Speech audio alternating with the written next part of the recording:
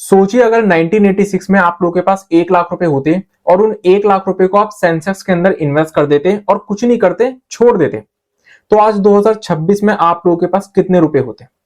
1 करोड़ 20 लाख रुपए, 120 गुना की रिटर्न।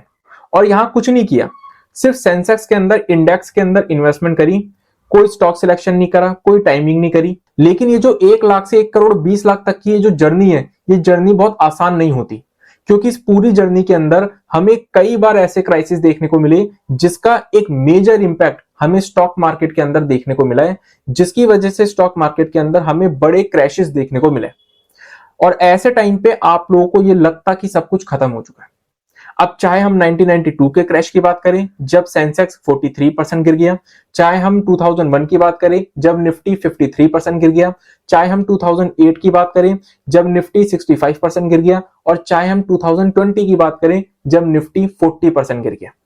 और सिर्फ इतना ही नहीं, अगर हम करंट वॉर की बात करें जो कि यूएस, इजराइल और ईरान के बीच चल रही है, इस वॉर के चलते भी 5 हफ्तों के अंदर निफ्टी और सेंसेक्स जो है वो 12% से ज्यादा की सेलिंग दिखा चुके हैं। तो इसलिए आज की इस वीडियो में पिछले 40 सालों में हमें जितने भी बड़े क्राइसिस देखने को मिले हैं स्टॉक मार्केट के अंदर, उन क्राइसिस को डिटेल में स्टडी करेंगे कि उन क्राइसिस के दौरान हमें स्टॉक मार्केट में किन लेवल्स पर हाई बनते हुए देखने को मिला, हायर लेवल से कितनी हमें सेलिंग देखने को मिली, कितने टाइम में देखने को मिली, बॉटम कहां बनते हुए देखने को मिला, रिकवरी कितनी बड़ी देखने को मिली, कितने टाइम में देखने को मिली।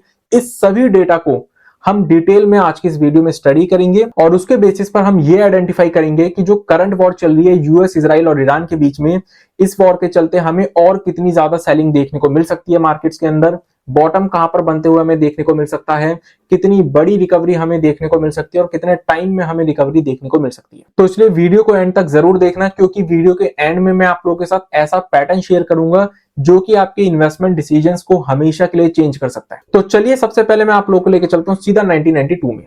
1992 इंडिया लिबरलाइज हो रहा था, नया नया इकोनॉमी खुल रही थी, फॉरेन इन्वेस्टमेंट आ रही थी, हवा में ऑप्टिमिज्म था हर जगह। और इसी चीज का फायदा उठाया एक इंसान ने, Harshad Shantilal Mehta, the big bull, stock market का बादशाह। उस वक्त क्या था, जो फाइनेंशियल सिस्टम था हमारा वो बहुत स्ट्रांग नहीं था, बहुत से लूपहोल्स थे हमारे फाइनेंशियल सिस्टम्स के अंदर, जिसका फायदा हर्षद मेहता ने उठाया। बैंक्स के बीच में जो शॉर्ट टर्म लैंडिंग होती थी, वहां से हर्षद मेहता ने 5,000 करोड़ रुपए बोरो किए कंप्लीटली इलीगली, और उसको सेंसेक्स के अंदर इन्वेस्ट करना शुरू करा। और उसका रिजल्ट क्या हुआ, 1,000 का सेंसेक्स उसने इन्वेस्ट कर करके 4,467 के लेवल तक पहुंचा दिया, और वो भी सिर्फ 8 महीनों में। और उसके बाद टाइम्स ऑफ इंडिया की एक जर्नलिस्ट सुचेता दलाल ने सब कुछ एक्सपोज कर दिया, और ये जो स्टॉक मार्केट के अंदर बबल था, ये बबल फूट गया, जिसकी वजह से एक दिन के अंदर सेंसेक्स 12.77% गिर गया। और ये उस वक्त का सिंगल डे का सबसे बड़ा फॉल था। इस पूरे स्कैम के चलते जो सेंसेक्स के अंदर हमें हाई बनते हुए देखने को मिले थे, वो 4,467 के लेवल तक के देखने को मिले थे। और जैसे ये स्कैम एक्सपोज हुआ तो 4,467 का सेंसेक्स हमें 2,529 के लेवल्स पर आते हुए देखने को मिल गया। यानी कि 43% की सेलिंग हमें 13 महीनों के अंदर देखने को मिल गई सेंसेक्स के अंदर। देन उसके बाद हमें 2,529 के लेवल से रिकवरी देखने को मिली, और 1996 तक हमें सेंसेक्स के अंदर 4,600 के भी ऊपर के लेवल्स देखने को मिले। यानी कि 82% की रिकवरी हमें 3 साल के अंदर देखने को मिली सेंसेक्स में। अब इस स्कैम के चलते लोगों का जो स्टॉक मार्केट के ऊपर ट्रस्ट था वो ब्रेक हो गया था, जिसकी वजह से सेंसेक्स को रिकवर होने में इतना लंबा टाइम लग गया, 3 साल का। 1992 के बाद अब हम थोड़ा आगे चलते हैं 1997 से 1998 के बीच में। इस पर्टिकुलर टाइम पीरियड के अंदर हमें एक फाइनेंशियल क्राइसिस देखने को मिला, एशियन फाइनेंशियल क्राइसिस। 1997 में हमें एक ऐसी जगह से झटका मिला जहां से कोई सोच भी नहीं सकता था, थाईलैंड। थाईलैंड की जो करेंसी है बाट, वो ढह गई, जिसकी वजह से एक डोमिनो इफेक्ट क्रिएट हुआ पूरे साउथ ईस्ट एशिया में। Indonesia, Malaysia, south Korea, Japan सब इससे अफेक्ट हुए। एफआईज ने पैनिक सेलिंग करनी शुरू करी, जिसमें कि इंडिया भी शामिल था। अब इस पूरी सिचुएशन में इंडिया डायरेक्टली इन्वॉल्व नहीं था, क्योंकि इंडियन बैंक्स ने कोई भी रिस्की लोन्स नहीं लिए हुए थे, हमारे रिजर्व्स भी ठीक थे। लेकिन एफआईआईज की पैनिक सेलिंग के अंदर इंडिया भी ड्रैग हो गया, जिसका असर हमें इंडियन मार्केट्स के ऊपर भी देखने को मिला। और उसका रिजल्ट क्या हुआ, सेंसेक्स उस वक्त 4,600 के हाइस के लेवल्स पर था, और निफ्टी 1200 के हाइस के लेवल्स पर था। और इस क्राइसिस के चलते हमें सेंसेक्स के अंदर 2741 के लेवल तक की गिरावट देखने को मिली, निफ्टी के अंदर 845 के लेवल तक की गिरावट, यानी कि सेंसेक्स में हमें 40% की गिरावट देखने को मिली 12 महीनों के अंदर, और निफ्टी के अंदर 30% की गिरावट देखने को मिली 12 महीनों के अंदर। देन उसके बाद हमें सेंसेक्स के अंदर 2741 के लेवल से रिकवरी देखने को मिली, और 1999 में 4000 से भी ज्यादा के लेवल्स हमें सेंसेक्स के अंदर देखने को मिले, यानी कि 46% की रिकवरी हमें सेंसेक्स के अंदर 12 महीनों में देखने को मिली। अगर हम निफ्टी की बात करें तो निफ्टी के अंदर हमें 845 के लेवल से रिकवरी देखने को मिली, और 1200 से भी ज्यादा के लेवल्स हमें 1999 में निफ्टी के अंदर भी देखने को मिले, यानी कि 42% से ज्यादा की रिकवरी हमें निफ्टी के अंदर भी देखने को मिली 12 महीनों के अंदर। अब इस क्राइसिस के अंदर सेंसेक्स और निफ्टी दोनों ही 12 महीनों के अंदर रिकवर हो गए, यानी कि रिकवरी हमें फास्ट देखने को मिली। और उसके पीछे का रीजन ये था क्योंकि इंडिया जो था वो डायरेक्टली इस क्राइसिस के अंदर इन्वॉल्व नहीं था।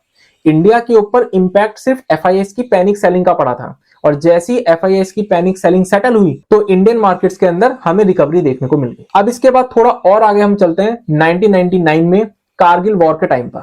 मई 1999 में एक न्यूज आई कि पाकिस्तान की सेना ने लाइन ऑफ कंट्रोल के इस तरफ इन्फिल्ट्रेट कर दिया, जिसकी वजह से इंडिया पाकिस्तान के वॉर का डर सभी इन्वेस्टर्स के अंदर बन गया। और इस डर के चलते निफ्टी के अंदर हमें वॉर से पहले ही 16% की सेलिंग देखने को मिल गई, और सेंसेक्स के अंदर 14% की सेलिंग देखने को मिल गई। और लोगों को लगने लगा कि जैसे ही वॉर स्टार्ट होगी तो हमें ये सेलिंग और भी ज्यादा देखने को मिलेगी। और फिर कुछ ऐसा हुआ जिसके बारे में लोगों ने सोचा ही नहीं था। वॉर से पहले हमें सेंसेक्स के अंदर 3700 के लेवल्स देखने को मिले थे हाइस की, और निफ्टी के अंदर 1100 के हमें हाइस के लेवल्स देखने को मिले थे। और वॉर शुरू होने से पहले ही हमें सेंसेक्स और निफ्टी दोनों के अंदर सेलिंग देखने को मिल गई थी।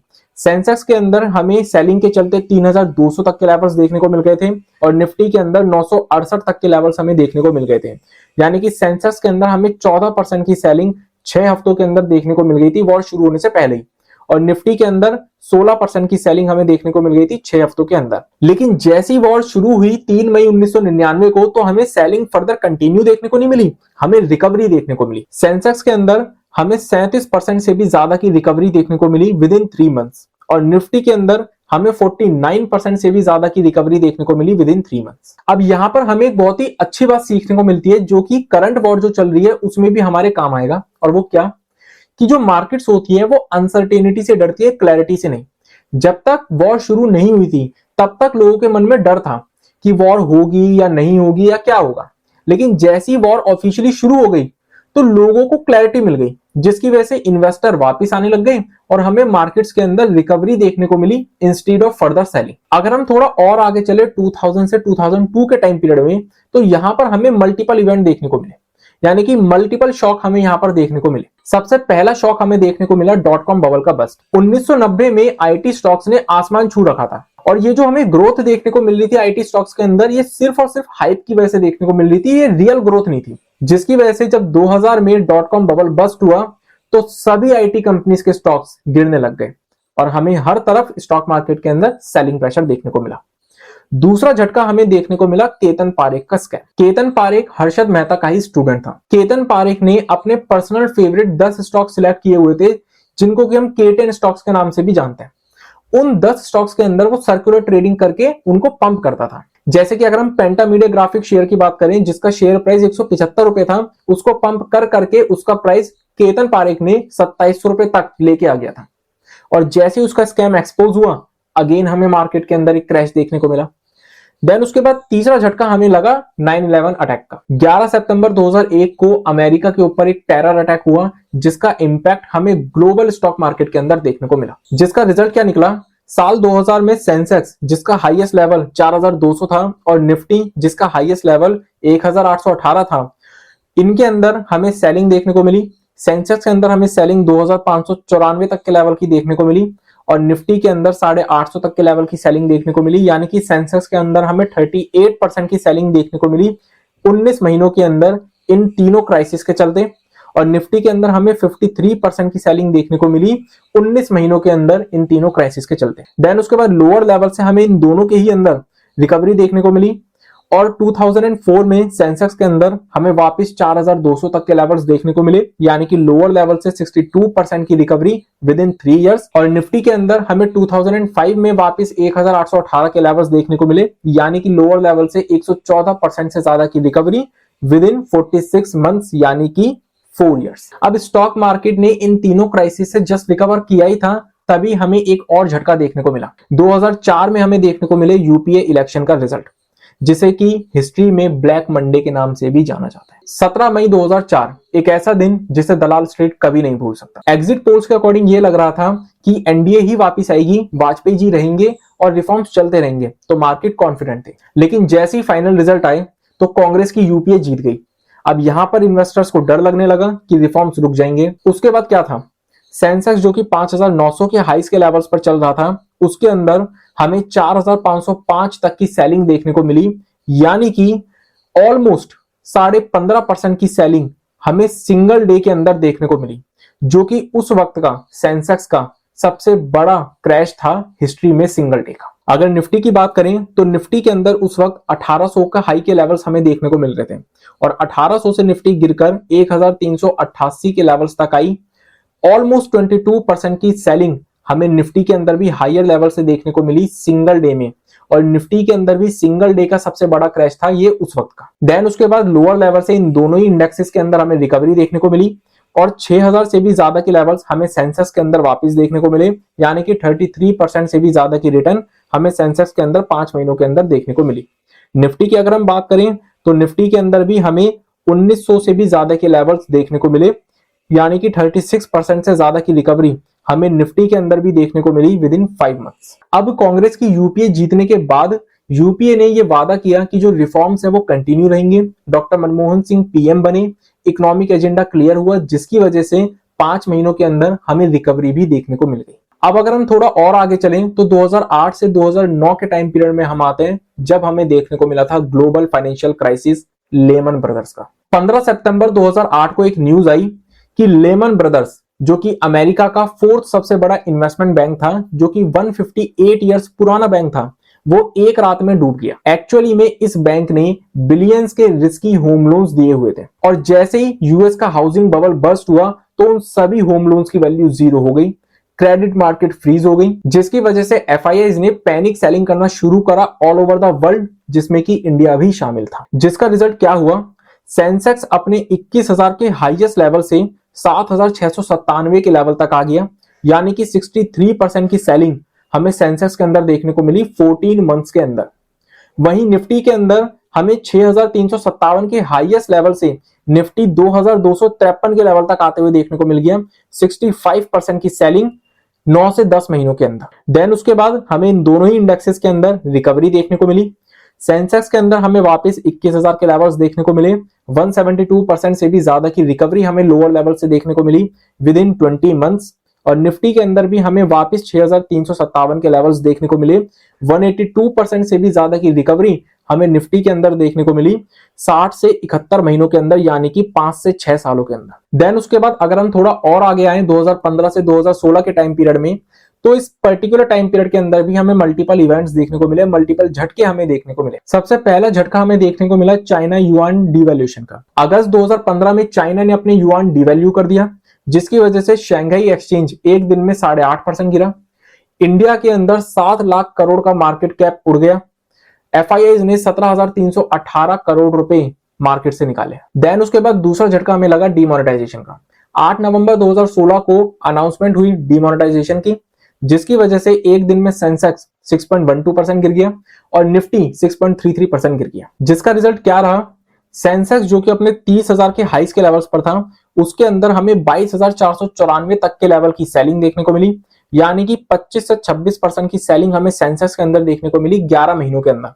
निफ्टी के अंदर हमें 9,119 के हाईएस्ट लेवल से सेलिंग देखने को मिली 6,826 के लेवल्स तक, यानी कि ऑलमोस्ट 25% की सेलिंग हमें निफ्टी के अंदर भी देखने को मिली 11 महीनों के अंदर। देन उसके बाद हमें लोअर लेवल से रिकवरी देखने को मिली और सेंसेक्स के अंदर हमें 29,000 तक के लेवल्स देखने को मिले, यानी कि 29% से भी ज्यादा की रिकवरी हमें सेंसेक्स के अंदर लोअर लेवल से देखने को मिली विद इन 10 मंथ्स, और निफ्टी के अंदर भी हमें 8000 से भी ज्यादा के लेवल्स रिकवरी के दौरान देखने को मिले, यानी कि 27% से भी ज्यादा की रिकवरी हमें निफ्टी के अंदर देखने को मिली विद इन 12 मंथ्स। इसके बाद अगर हम थोड़ा और आगे चलें तो हम 2020 में आते हैं, जहां पर कि हमें कोविड-19 पैंडेमिक देखने को मिला। जनवरी 2020 चाइना के वुहान शहर से खबर आती है, लेकिन किसी को पता नहीं होता कि क्या होने वाला है। देन उसके बाद 11 मार्च को WHO पैंडेमिक डिक्लेयर कर देता है और 23 मार्च को इंडिया में नेशन वाइड लॉकडाउन लग जाता है। और उसके बाद क्या हुआ, 23 मार्च 2020 जिस दिन लॉकडाउन लगा था नेशन वाइड, उस दिन सेंसेक्स के अंदर हमें 3935 पॉइंट की एक दिन में सेलिंग देखने को मिली, यानी कि 13% की सेलिंग, और निफ्टी के अंदर हमें 1135 पॉइंट की सेलिंग देखने को मिली, यानी कि 13% की सेलिंग। इंडिया विक्स अपने 71.56 के लेवल्स तक पहुंच गया था, जो कि उसका हिस्टोरिक हाई था उस वक्त। और उस शुरुआती एक हफ्ते के अंदर इंडियन मार्केट से लगभग 14 लाख करोड़ रुपए उड़ गए। उस वक्त सेंसेक्स का जो 42,273 का हाईएस्ट लेवल था, वहां से हमें सेंसेक्स के अंदर 25,638 तक के लेवल की सेलिंग देखने को मिली, यानी कि 39% की सेलिंग हमें उस पूरे पेंडेमिक के दौरान देखने को मिली थी सेंसेक्स के अंदर विद इन 46 ट्रेडिंग सेशन, जो कि हिस्ट्री की सबसे फास्ट सेलिंग मानी जाती है। निफ्टी की अगर हम बात करें तो निफ्टी के अंदर भी हमें उस वक्त 12,431 के हाईएस्ट लेवल से 7,511 तक की सेलिंग देखने को मिली, यानी कि 38 से 40% की selling with in 46 trading session, जो कि अगेन निफ्टी के अंदर भी फास्टेस्ट सेलिंग मानी जाती है उस वक्त की। देन उसके बाद हमें निफ्टी और सेंसेक्स दोनों के अंदर ही रिकवरी देखने को मिली लोअर लेवल से। सेंसेक्स वापस अपने 42,000 के लेवल्स तक आ गया विद इन 8 मंथ्स, और निफ्टी भी अपने वापस 12,000 के लेवल्स तक आ गई विद इन 8 मंथ्स। जिस तरीके से हमें निफ्टी और सेंसेक्स के अंदर पैंडेमिक के टाइम पे फास्टेस्ट सेलिंग देखने को मिली थी, उसी तरीके से हमें रिकवरी भी इन दोनों इंडेक्सेस के अंदर पैंडेमिक के टाइम पे फास्टेस्ट देखने को मिली। और सितंबर 2024 में हमें सेंसेक्स के अंदर ऑल टाइम हाई के लेवल्स देखने को मिले, जो कि 85,978 के लेवल्स थे, यानी कि 234% से भी ज्यादा के गेन्स हमें सेंसेक्स के अंदर देखने को मिले।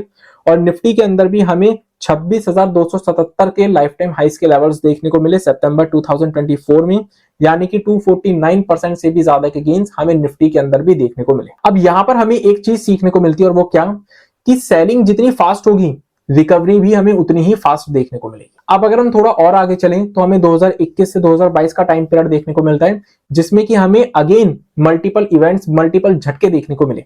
सबसे पहला झटका हमें देखने को मिला रशिया यूक्रेन वॉर का। 24 फरवरी 2022 को रशिया ने यूक्रेन पर इन्वेजन किया। सेंसेक्स एक दिन में 4.72% गिर गया, निफ्टी 4.78% गिर गया, और क्रूड ऑयल का प्राइस $100 पर बैरल के ऊपर चला गया। इसी के साथ ही हमें दूसरा झटका देखने को मिला यूएस की तरफ से। यूएस फेडरल रिजर्व ने 1980 के बाद का अग्रेसिव रेट हाइक साइकिल शुरू किया। एफआईआईज इंडिया से पैसा निकालने लगे क्योंकि डॉलर ज्यादा अट्रैक्टिव लगने लग गया था, जिसका रिजल्ट क्या हुआ, सेंसेक्स जो कि 61,300 के हाईएस्ट लेवल पर चल रहा था उस टाइम, उसके अंदर हमें 50,921 तक के लेवल्स की सेलिंग देखने को मिली, यानी कि 18% की सेलिंग हमें 8 महीनों के अंदर सेंसेक्स में देखने को मिली। वहीं निफ्टी की अगर हम बात करें तो निफ्टी के अंदर भी 18,600 के जो हाईएस्ट लेवल थे निफ्टी के, वहां से हमें सेलिंग देखने को मिली 15,183 के लेवल्स तक की, यानी कि 18% की सेलिंग हमें निफ्टी के अंदर भी देखने को मिली 8 महीनों के अंदर। देन उसके बाद लोअर लेवल से हमें रिकवरी देखने को मिली दोनों ही इंडेक्सेस के अंदर। सेंसेक्स के अंदर हमें 62,000 तक के लेवल्स देखने को मिले, यानी कि 22% से भी ज्यादा की रिकवरी हमें सेंसेक्स में देखने को मिली 6 महीनों के अंदर। और निफ्टी के अंदर भी हमें 18,600 से भी ज्यादा के लेवल्स देखने को मिले वापस, यानी कि निफ्टी के अंदर भी हमें 22% से भी ज्यादा की रिकवरी देखने को मिली 6 महीनों के अंदर। तो ये कुछ मेजर क्राइसिस थे जो कि हमें पिछले 40 सालों में देखने को मिले, जिसका एक मेजर इंपैक्ट, या फिर मैं बोलूं कि जिसकी वजह से एक मेजर क्रैश हमें स्टॉक मार्केट के अंदर देखने को मिला। अब अगर हम करंट सिचुएशन की बात करें, यानी कि जो फिलहाल हमें यूएस, इजराइल और ईरान के बीच वॉर देखने को मिल रही है, उस वॉर के चलते ऑलरेडी सेंसेक्स जो है वो अपने हाईएस्ट लेवल 88,000 के लेवल से गिरकर 77,000 के लेवल्स तक आ चुका है, यानी कि लगभग 12% की सेलिंग हमें सेंसेक्स के अंदर हाईयर लेवल से देखने को मिल चुकी है 5 हफ्तों के अंदर। और अगर हम निफ्टी की बात करें तो निफ्टी के अंदर भी हाईएस्ट लेवल से निफ्टी के अंदर हमें 23,300 तक की सेलिंग देखने को मिल चुकी है, यानी कि निफ्टी के अंदर भी हमें 12% की सेलिंग 5 हफ्तों के अंदर ऑलरेडी देखने को मिल चुकी है। लेकिन अगर हम रिकवरी की बात करें कि रिकवरी हमें मार्केट्स के अंदर कहां से देखने को मिल सकती है, कहां पर हमें बॉटम बनते हुए देखने को मिल सकता है, तो वॉर टाइप सिचुएशंस के अंदर, यानी कि वॉर टाइप क्राइसिस के अंदर एक पर्टिकुलर बॉटम लेवल आइडेंटिफाई करना या फिर एक पर्टिकुलर ऐसा लेवल आइडेंटिफाई करना जहां से कि हमें रिकवरी देखने को मिल सके, वो थोड़ा डिफिकल्ट होता है। उसके पीछे का रीजन क्या है? क्योंकि वॉर टाइप क्राइसिस के अंदर हमें time to time positive news भी देखने को मिलती रहती है, नेगेटिव न्यूज भी देखने को मिलती रहती है, और उनकी वजह से हमें मार्केट के अंदर दोनों तरफ की मूव्स देखने को मिलती है, जिसकी वजह से ये आइडेंटिफाई करना थोड़ा मुश्किल होता है कि हमें बॉटम कहां बनते हुए देखने को मिल सकता है, कहां से हमें रिकवरी आते हुए देखने को मिल सकती है। लेकिन कुछ ट्रिगर्स ऐसे हैं जिनसे कि हमें रिकवरी की इंडिकेशंस मिल सकती है। और वो ट्रिगर्स कौन से हैं? तो जो सबसे पहला ट्रिगर है वो ये है कि अगर हमें वॉर रेजोल्यूशन या फिर सीज फायर की न्यूज सुनने को मिलती है, तो उससे हमें ये इंडिकेशन मिलती है कि मार्केट्स के अंदर हमें रिकवरी देखने को मिल सकती है। क्योंकि अगर हम कारगिल वॉर की बात करें तो कारगिल वॉर के अंदर जैसे ही विक्ट्री की डिक्लेरेशन हुई तो मार्केट्स ने रिकवर करना शुरू करा। सेम अगर हम रशिया यूक्रेन वॉर की बात करें तो जैसे ही सीज फायर की बातें शुरू हुई तो वहां से हमें बाउंस बैक देखने को मिला। तो इसलिए वॉर टाइप क्राइसिस के अंदर अगर हमें कहीं से भी वॉर रेजोल्यूशन या फिर सीज फायर की न्यूज सुनने को मिलती है तो उससे हमें ये इंडिकेशन मिलती है कि मार्केट के अंदर हमें रिकवरी देखने को मिल सकती है आने वाले टाइम में। दूसरा ट्रिगर यह है कि अगर हमें क्रूड ऑयल के प्राइसेस नॉर्मलाइज होते हुए देखने को मिले तो वहां से भी हमें एक रिकवरी की इंडिकेशन मिलती है। क्योंकि राइट नाउ हुआ क्या है, स्ट्रेट ऑफ हॉर्मुज बंद है, जिसकी वजह से ऑयल प्राइसेस जो है वो बहुत हायर लेवल पर चल रहे हैं। लेकिन जैसे ही स्ट्रेट ऑफ हॉर्मुज खुलेगा ऑयल प्राइसेस गिरेंगे, रुपया मजबूत होगा, जिसके चलते मार्केट्स के अंदर एफआईआईस वापस आने लगेंगे और मार्केट्स के अंदर हमें एक रिकवरी देखने को मिल सकती है। और जो तीसरा ट्रिगर है वो हमें मिलेगा सेंट्रल बैंक की तरफ से। यानी कि अगर सेंट्रल बैंक्स रेट कट करने लगते हैं लिक्विडिटी इंजेक्ट करने के लिए, तो उससे भी हमें एक इंडिकेशन मिलेगी रिकवरी की कि मार्केट के अंदर आने वाले टाइम में अब रिकवरी आ सकती है, बॉटम बन चुका है शायद। तो ये तीन ट्रिगर्स ऐसे हैं जिनके जरिए हमें एक इंडिकेशन मिल सकती है बॉटम बनने की, रिकवरी की। अब जो हमने हिस्टोरिकल डेटा स्टडी करा, उस हिस्टोरिकल डेटा के बेसिस पर वॉर टाइप क्राइसिस के अंदर जब भी हमें रिकवरी देखने को मिलती है तो 3 से 12 महीनों के अंदर हमें जर्नली रिकवरी देखने को मिल जाती है कंप्लीटली। अब ये पिछले 40 सालों में जो हमें मेजर क्राइसिस देखने को मिले स्टॉक मार्केट के अंदर, उन क्राइसिस से हमें क्या चीजें सीखने को मिलती है? तो जो सबसे पहली चीज हमें सीखने को मिलती है वो ये मिलती है कि हर क्रैश के बाद मार्केट जो है वो और भी ऊंचाइयों पर जाता है। जैसे कि अगर हम 1992 की बात करें तो सेंसेक्स 43% क्रैश किया, लेकिन 1996 तक सेंसेक्स के अंदर 4600 के भी ऊपर के लेवल्स देखने को मिले। अगर हम 2001 की बात करें तो निफ्टी ने 53% का क्रैश दिखाया, लेकिन 2007 तक निफ्टी के अंदर भी हमें 6000 के ऊपर के लेवल्स देखने को मिले। 2008 में हमें निफ्टी के अंदर 65% का क्रैश देखने को मिला, लेकिन 2024 तक निफ्टी के अंदर हमें 26,000 के भी ऊपर के लेवल्स देखने को मिले। और 2020 यानी कि कोविड-19 के टाइम पर हमें निफ्टी के अंदर 40% की गिरावट देखने को मिली, लेकिन अगले 4 सालों में हमें निफ्टी के अंदर 249% से भी ज्यादा की रिटर्न्स देखने को मिली। तो जब भी हमें स्टॉक मार्केट के अंदर कोई क्रैश देखने को मिला है तो हमेशा उसके बाद मार्केट्स ने और भी ऊपर के लेवल शो करें। दूसरी चीज जो हमें सीखने को मिलती है वो ये है कि जितनी फास्ट सेलिंग होती है उतनी फास्ट रिकवरी हमें देखने को मिलेगी। अगर हम 2020 की बात करें यानी कि कोविड-19 की बात करें तो कोविड-19 के टाइम पे हमें सेलिंग 46 ट्रेडिंग सेशंस के अंदर देखने को मिली। तो जो रिकवरी है वो भी हमें सिर्फ 8 महीनों के अंदर ही कंप्लीट रिकवरी देखने को मिल गई। इट मींस कि जितनी फास्ट सेलिंग होगी उतनी ही फास्ट रिकवरी भी होगी। तीसरी चीज जो हमें सीखने को मिलती है वो ये है कि जितनी स्लो सेलिंग होगी उतनी ही स्लो रिकवरी होगी। जैसे कि अगर हम 2008 की बात करें तो 2008 का जो क्रैश चला था वो 14 महीनों तक चला था, जिसकी वजह से जब रिकवरी आई तो सेंसेक्स को कंप्लीट रिकवर होने में 20 महीने लग गए और निफ्टी को कंप्लीट रिकवर होने में 71 महीने लग गए, 71 मंथ्स लग गए। इसलिए जितनी स्लो सेलिंग होगी उतनी स्लो रिकवरी होगी। चौथी चीज हमें यह सीखने को मिलती है कि वॉर टाइप क्राइसिस के अंदर क्लैरिटी ही रिकवरी लाती है। जैसे कि अगर हम कारगिल वॉर की बात करें तो जैसी विक्ट्री की डिक्लेरेशन हुई हमें एक रैली देखने को मिली। अगर हम रशिया यूक्रेन की बात करें तो जैसी हमें सीज फायर की बातें देखने को मिली हमें बाउंस बैक देखने को मिला। तो इसलिए वॉर टाइप क्राइसिस के अंदर जैसी हमें क्लैरिटी मिलने लगती है वैसी हमें मार्केट के अंदर रिकवरी देखने को मिलती है। पांचवी चीज जो हमें सीखने को मिलती है वो ये है कि स्टॉक मार्केट हमें सबसे बड़ी अपॉर्चुनिटी सिर्फ तब देती है जब मार्केट्स अपने लोअर लेवल पर चल रही होती है, यानी कि जब मार्केट अपने बॉटम पर होती है। जैसे कि 2008 के क्राइसिस के टाइम पर जिसने भी बॉटम पर बाइंग करी होगी 2013 तक उसको 182% से भी ज्यादा की रिटर्न देखने को मिली होगी। उसी तरीके से जिसने 2020 के क्राइसिस में बॉटम पर बाइंग करी होगी उसको 2024 तक 249% से भी ज्यादा की रिटर्न्स देखने को मिली होगी। तो इसलिए जब भी मार्केट के अंदर हर तरफ डर का माहौल होता है, सही मायने में बड़ी अपॉर्चुनिटी उसी वक्त हमें देखने को मिलती है। छठी चीज जो हमें सीखने को मिली वो ये है कि पैनिक में सेलिंग करने से हमें हमेशा पछतावा ही होता है मार्केट में। जैसे कि जिसने 2008 के क्राइसिस के टाइम पे पैनिक में सेलिंग करी होगी, उसको 2010 में 172% महंगा खरीदना पड़ा होगा वापस। इसी तरीके से जिसने 2020 में पैनिक में सेलिंग करी होगी, उसको 8 महीने बाद 64% महंगा खरीदना पड़ा होगा वापस।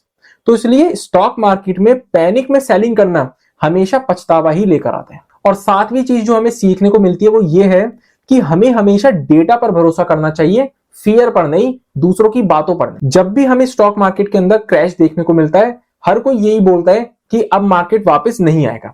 लेकिन अगर हम 1992 की बात करें, 2001 की बात करें, 2008 की बात करें या फिर हम 2020 की बात करें, हर वक्त मार्केट वापस आया है। और सिर्फ वापस नहीं आया, मार्केट और भी ऊंचाइयों पर गया। तो इसलिए कभी भी हमें डर के ऊपर भरोसा नहीं करना चाहिए, दूसरों की बातों पे भरोसा नहीं करना चाहिए। हमेशा हमें हिस्टोरिकल डेटा के ऊपर भरोसा करना चाहिए कि हिस्टोरिकल डेटा हमें क्या बोल रहा है। तो ये थी कंप्लीट जर्नी 1986 से 2026 तक जितने भी हमें मेजर क्राइसिस देखने को मिले हैं उनकी। अब फिलहाल जो हमें वॉर देखने को मिल रही है यूएस, इजराइल और ईरान के बीच, जिसके चलते निफ्टी और सेंसेक्स दोनों 12% के आसपास टूट चुके हैं ऑलरेडी।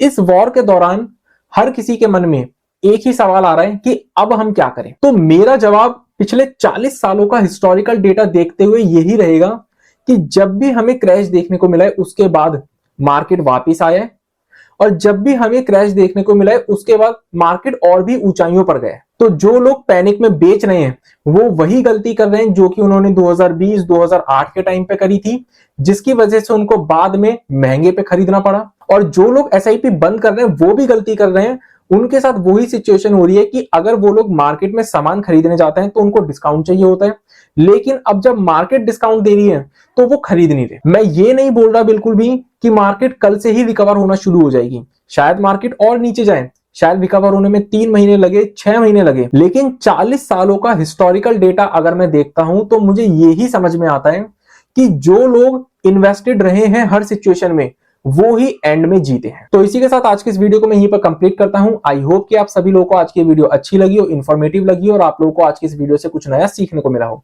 तो मिलते हैं नेक्स्ट वीडियो में, तब तक के लिए stay healthy and stay wealthy.